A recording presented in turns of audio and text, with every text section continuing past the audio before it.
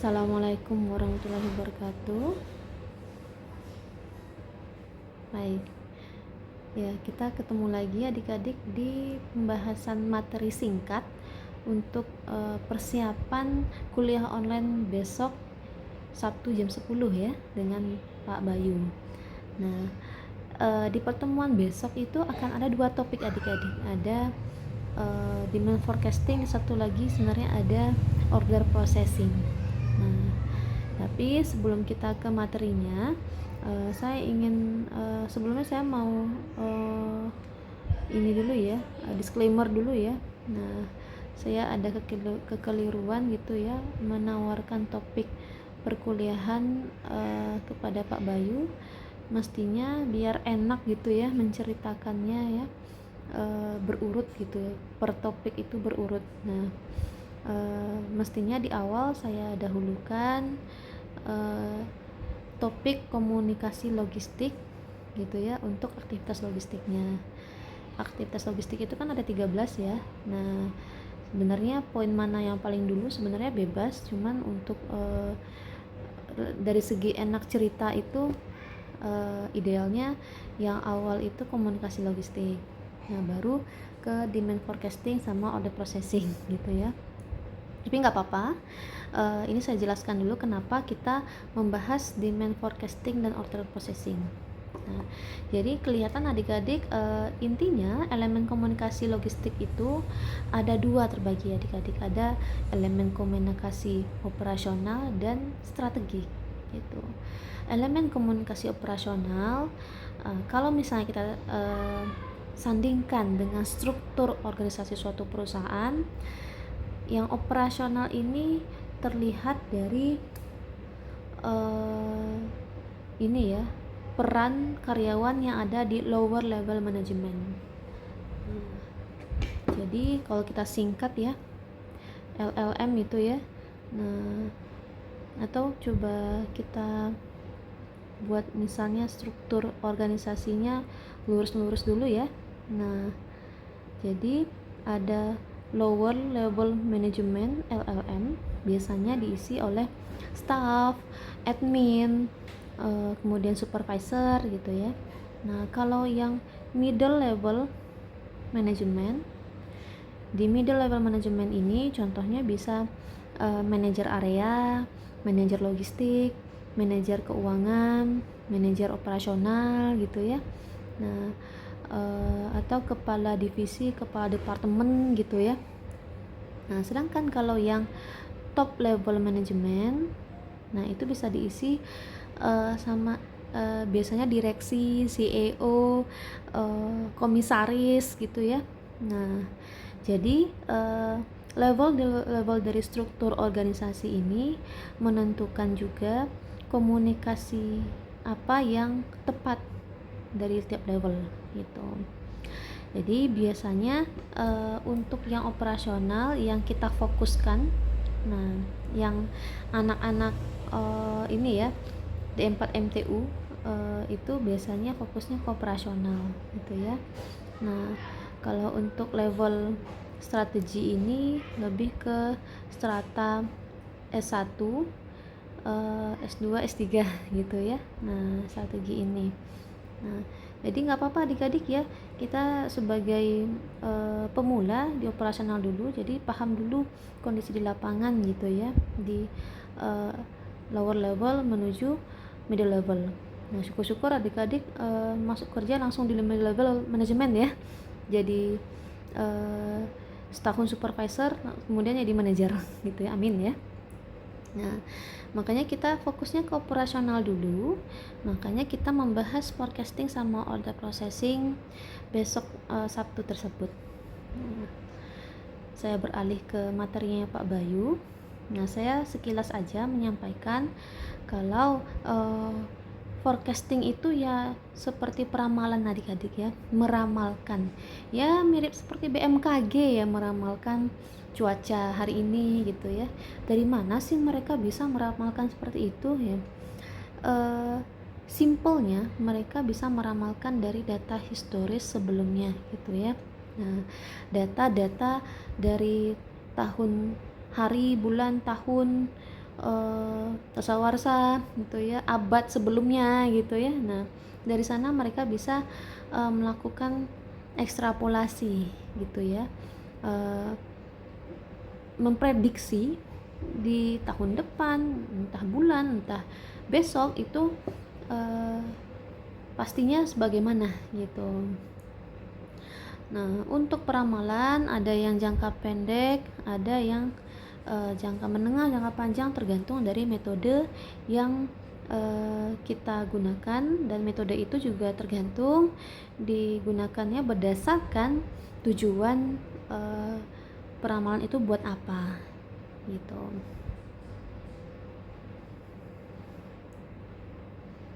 Nah, jadi ini kelihatan ya, jangka pendek itu contohnya seperti apa. Contohnya pembelian, penjadwalan kerja dan seterusnya sampai ke tingkat produksi. Kalau jangka menengah itu bisa 3 tahun, bisa 5 tahun gitu. Jangka panjang lebih dari 3 tahun gitu ya, atau 5 tahun lebih gitu ya. Nah, yang berhubungan dengan sudah keuangan ini ya, modal dan segala macamnya. Nah, jadi jenis-jenis peramalan ini ya banyak adik-adik, tapi yang kita fokuskan itu saat ini yang berhubungan langsung dengan aktivitas logistik atau aliran logistik lainnya gitu. Nah, terkait ekonomi sama permainan teknologi ini biarlah dari ini ya, elemen komunikasi strategi tadi gitu, middle level management menuju top level management. Saat ini belum sempat atau belum mampu kita ajarkan karena level adik-adik masih di diploma 4 ya. Nah, kalau mau lebih dalam ya tertarik gitu ya, silahkan lanjut S2 gitu ya. Nah, jadi kita yang operasional saja, fokusnya ke peramalan permintaan sama order processing, actionnya gimana di lapangan gitu ya. Nah, ini tujuannya adik-adik ya, kalau yang namanya peramalan tuh intinya kan pengen tahu gitu ya, penjualan tahun depan, jangka pendek, jangka panjang itu nanti kira-kira berapa ya gitu. Karena kan yang namanya perusahaan yang ini ya, perusahaan industri yang bergerak cepat gitu ya, semua peluang ataupun ini ya, batasan-batasan itu biasanya mereka optimalkan gitu ya. Kalau misalnya pada malam hari orang nggak kerja, nah kalau bisa pada malam hari itu nah ada sistem yang bekerja gitu ya, sehingga mereka esoknya bisa langsung mengambil putusan gitu, atau mengolah-olah sedikit, analisis, kemudian keputusan gitu. Bahkan udah ada bantuan AI sekarang ya untuk forecasting ini. Nah, jadi ujung-ujungnya demand forecasting ini untuk melancarkan aliran logistik dari hulu ke hilir ataupun sebaliknya adik-adik. Nah, jadi informasi ini biasanya didapat ya, informasi itu di awal didapat dari hilir dulu, dari konsumen dulu gitu. Nah, kemudian di ini ya, direkap oleh perusahaan setahun, 2 tahun, 3 tahun dan seterusnya, perusahaan berjalan, produknya terjual. Nah, dianalisis adik-adik gitu, data-data penjualan tahun-tahun ke belakang itu. Nah, ke depan apakah trennya penjualannya naik, tetap atau turun. Nah, simpelnya seperti itu. Nah, kalau untuk metodenya sebenarnya banyak. Nah, tapi kategorinya itu dikategorikan ada yang kualitatif, ada yang kuanti. Nah, kalau yang kualitatif ini adik-adik bisa dilihat di sini ya. Ini cenderung forecasting yang dilakukan oleh middle level hingga top level management, dari dewan eksekutif gitu ya, kemudian dari obrolan-obrolan petinggi-petinggi gitu ya. Nah, tapi ada juga beberapa yang dilakukan oleh middle level hingga lower level management. Misalnya mereka ya mendata aja random gitu ya, respon, misalnya ada survei gitu ya, nah beberapa sampel gitu ya, nah atau mereka mengambil ini ya, peramalan itu, keputusan peramalan itu dari karyawan-karyawan sales mereka gitu. Nah, misalnya nih ada produk Yakult gitu ya, produk Yakult itu kan ada uh, Lady Yakultnya itu ya sebagai salesnya itu ya. Nah, jadi dari pengalaman mereka uh, bisa ditanya gitu ya, menurut ibu-ibu Lady Yakult itu, nah siapa aja yang sering beli gitu. Nah, itu bisa dijadikan ramalan permintaan. Nah, bisa aja ibunya menjawab, oh yang sering beli itu ibu-ibu yang udah berkeluarga, anaknya 2 gitu ya, sampai ke anaknya 2 juga jadi informasi yang penting itu adik-adik ya. Nah, survei pasar ini juga bisa dilakukan dengan kuesioner, terapan atau wawancara langsung. Nah, intinya yang inilah ya, sampel tidak terlalu banyak tapi mendalam gitu ya. Nah, sedangkan kalau kuanti, nah ini kuanti yang paling banyak dipakai adik-adik karena sifatnya yang angka-angka gitu ya. Kalau angka-angka itu kan enak ya, berhubungan dengan jumlah gitu ya, jumlah penjualan, jumlah bahan baku yang dipakai, jumlah bahan setengah jadi yang dipakai. Nah, itu kan jadinya jelas gitu. Makanya kebanyakan alat-alat peramalan permintaan itu menggunakan metode kuantitatif. Nah, kalau metodenya apa saja? Nah, metodenya juga banyak adik-adik. Ada yang seri waktu atau deret berkala, peramalan asosiatif. Nah, kemudian ini ya penjelasan seri waktunya gitu ya. Nah, ini kalau di bahan perkuliahan Pak Bayu kebanyakan definisi ya sama rumus-rumusnya. Nah, tapi kalau di bahan saya ada contohnya juga adik-adik. Nah, ada nanti adik-adik hasil dari angka-angka pada persamaan ini, ada pada rumus ini bisa dimunculkan ke grafik gitu. Contohnya saya buka bahan perkuliahan saya. Nah, bisa adik-adik lihat contohnya untuk pendekatan kuantitatif metode deret waktu atau bebas, contohnya seperti ini. Nah, jadi sesimpel perusahaan diharapkan memiliki ini ya, data dari 10 tahun terakhir misalnya gitu. Mau tahu yang tahun 96 gitu ya.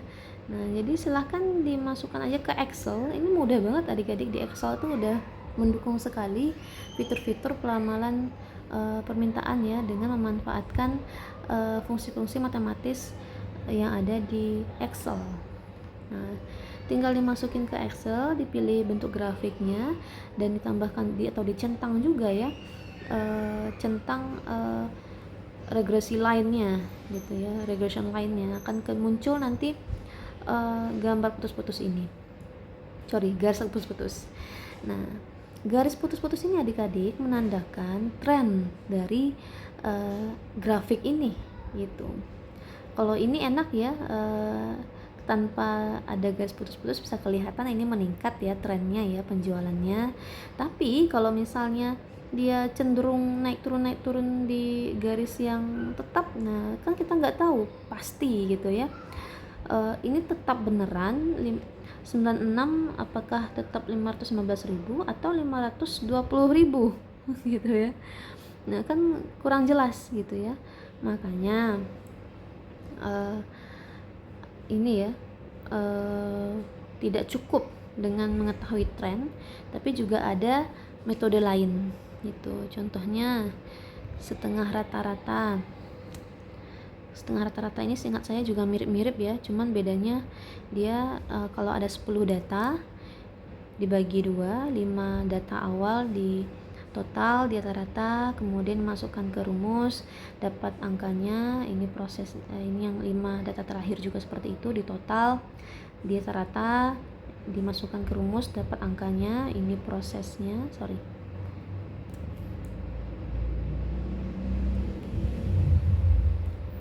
nah ini prosesnya ya.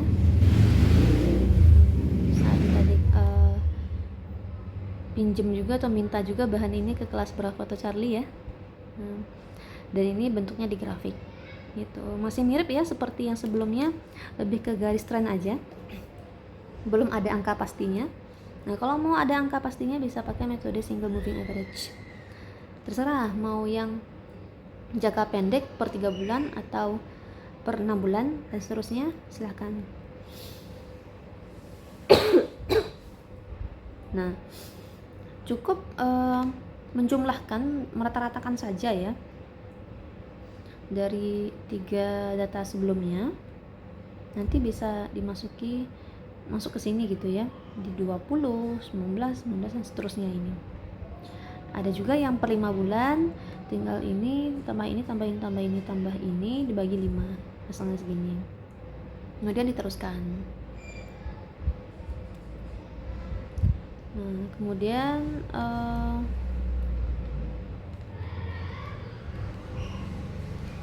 di metode single moving average ini ada juga rumus errornya adik-adik ya. Nah ini rumus errornya, rata errornya ini digunakan untuk memastikan ini ya, persentase ataupun angka error yang terjadi di luar data yang kita masukkan itu. Misalnya kita hanya memasukkan data penjualan, tapi ternyata dipengaruhi juga dengan kondisi ini ya, dengan kondisi cuaca misalnya, seperti Yakult tadi gitu ya. Nah mungkin di musim panas penjualan naik gitu ya, di musim hujan, musim dingin ya penjualan turun gitu ya. Nah bisa aja gitu ya. Nah, bisa aja adik-adik ketika sudah meramalkan gitu ya, memilih dibandingkan gitu ya, memilih error yang paling sedikit. Nah biasanya error paling sedikit itu mendekati prediksi peramalan yang lebih akurat. Nah kalau tren metode Leskoar ini lebih fleksibel lagi ya, karena targetnya adalah mengeluarkan ya ini ya, persamaan ini. Nah caranya gimana? Nah, tinggal di ini datanya, kemudian data yang diketahui itu ya, masukkan rumus-rumusnya. Jadi tahun 2000 ini X nya berapa, XY nya berapa, silahkan ini ya, ada rumus-rumusnya dimasukkan gitu, hasilnya seperti ini. Kemudian dapatlah seturunannya itu Y sama dengan min 65,2 tambah 17,3 X. Jadi silahkan X ini mau dimasuki data penjualan atau data faktor lain yang mempengaruhi, misalnya tadi ini cuaca gitu ya, atau data ini ya, data-data review, mana yang bintang 1, mana bintang 2, mana bintang 3 gitu ya, bisa juga gitu.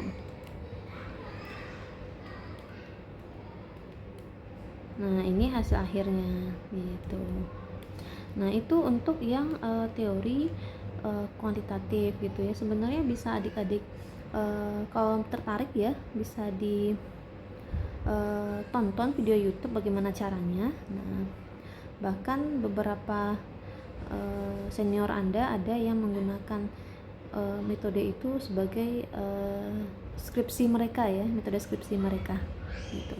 Jadi nggak salah juga kalau misalnya adik-adik mau belajar mandiri gitu. Kalau penjelasan kan adik-adik takutnya ngantuk dan terlalu fokus dengan angka-angka ya, padahal sebenarnya simple gitu. Jadi monggo disesuaikan dengan kemana masing-masing. Untuk mengetahui cara hitung-hitungannya bisa nonton video YouTube, nah, atau coba-coba sendiri. Untuk ini ya, untuk demand forecasting selesai, kita ini dulu ya, kita hentikan dulu. Silakan bertanya kalau ada yang mau ditanyakan demand forecasting hubungannya dengan kelancaran aliran logistik.